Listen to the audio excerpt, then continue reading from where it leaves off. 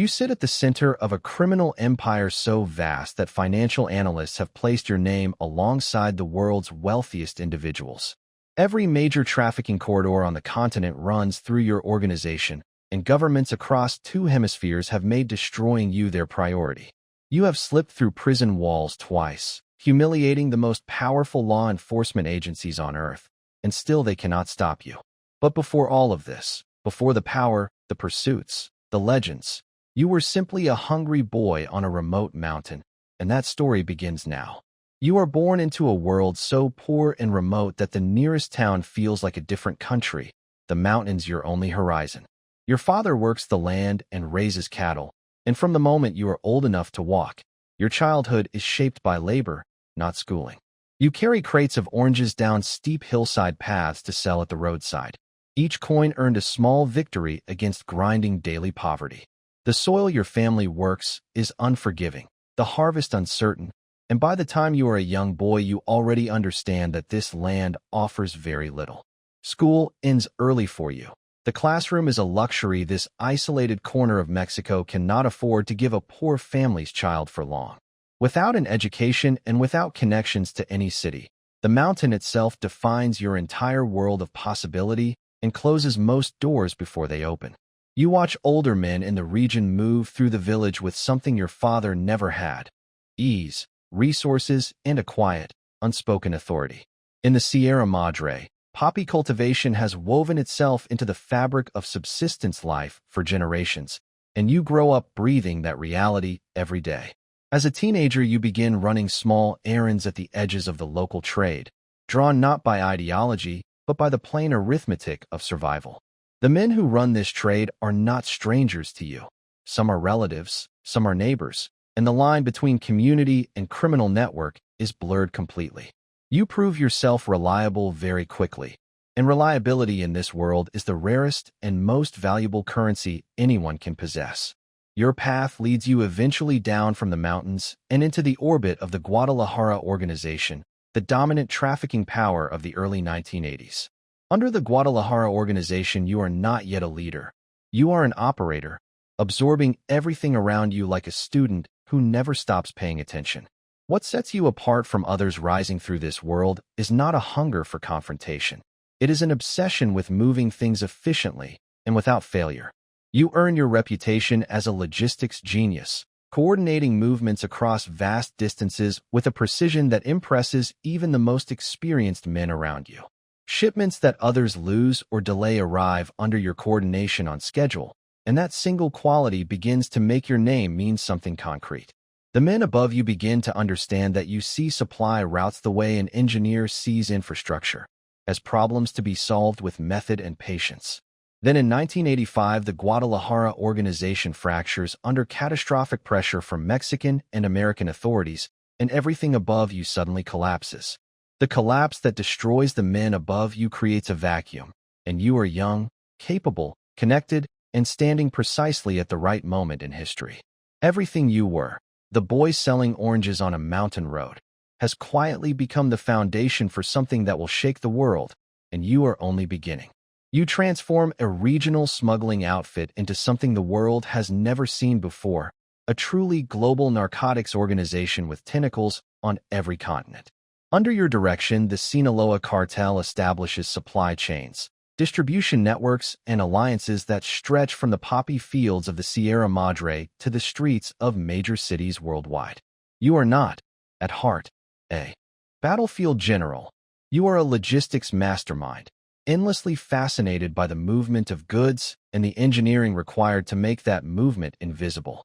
The tunnels become your signature, your obsession, feats of underground engineering that bore beneath the border and leave authorities stunned at their sophistication.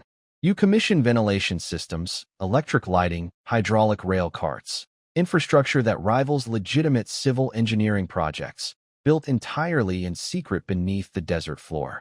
Above ground, you master hidden compartments, concealed inside vehicles, inside legitimate cargo, inside the ordinary rhythms of commerce that no inspector thinks to question. Your philosophy is simple: avoid confrontation, avoid spectacle, move quietly, and move constantly. because the shipment that nobody notices is the only shipment that matters. The money that flows back from this relentless efficiency is almost incomprehensible, an ocean of wealth accumulating faster than anyone around you can count or conceal. Forbes eventually places your name on its list of the world's wealthiest individuals, an almost surreal milestone for a boy raised in a one-room home in the mountains of Sinaloa.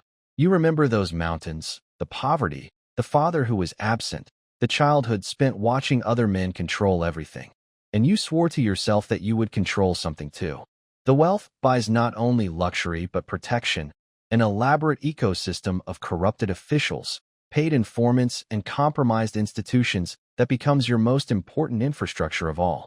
You cultivate relationships across every tier of government, from local police commanders to officials of far greater rank, ensuring that the machinery of the state bends quietly around you. This corruption is not incidental to your operation. It is structural, as deliberately engineered as the tunnels beneath the border, maintained with the same obsessive attention to detail. For years you remain untouchable, moving between safe houses, ranches, and remote mountain redoubts, always one step ahead of operations that seem to know you have already left. Then in 1993 the machinery fails you, and you are captured in Guatemala City, a moment that briefly makes you visible to the entire world as something other than a ghost. The arrest follows a chaotic period in which the violence between rival organizations has spiraled far beyond anything the Mexican state is willing to continue ignoring.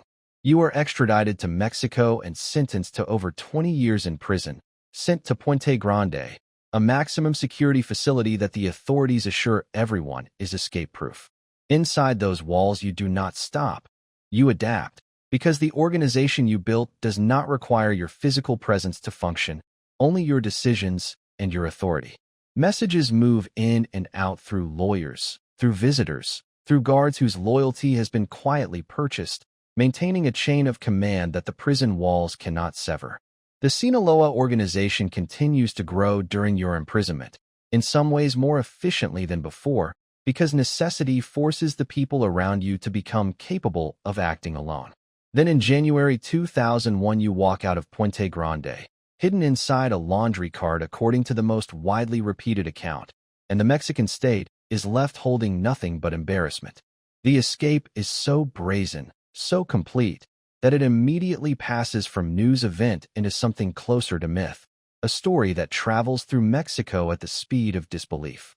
For the state, it is a catastrophe, proof to the public that the institutions meant to contain people like you are themselves compromised from within, rotten at their foundations.